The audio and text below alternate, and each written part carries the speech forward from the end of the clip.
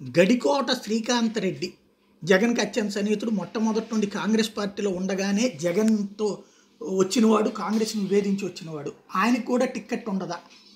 జగన్కి అత్యంత సన్నిహితులు రెడ్డి సామాజిక వర్గం అయినా సరే టిక్కెట్లు ఇవ్వట్లేదు. ఇప్పుడు మొన్ననే ఎవరైతే కాపు రామచంద్రారెడ్డి తిరగబడ్డటువంటి చూసాం. ఇంకా రాయలసీమ ప్రాంతంలో బలిజలకి ఇచ్చేటట్టు, అట్లాగే టోటల్గా బీసీలకు ఎక్కువ ఇచ్చేటట్టు ఈ దఫా తెగించినే వెళ్తున్నాడు జగన్మోహన్ రెడ్డి. అది అందులో గడికోట శ్రీకాంత్ రెడ్డి పేరు కూడా వినబడుతుంది.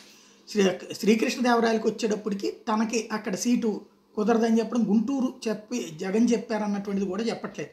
నరసరావుపేటలో ఈ దఫా అవకాశం లేదు, అక్కడ బీసీలకు ఇస్తారన్నటువంటి పాయింట్ వినబడుతుంది.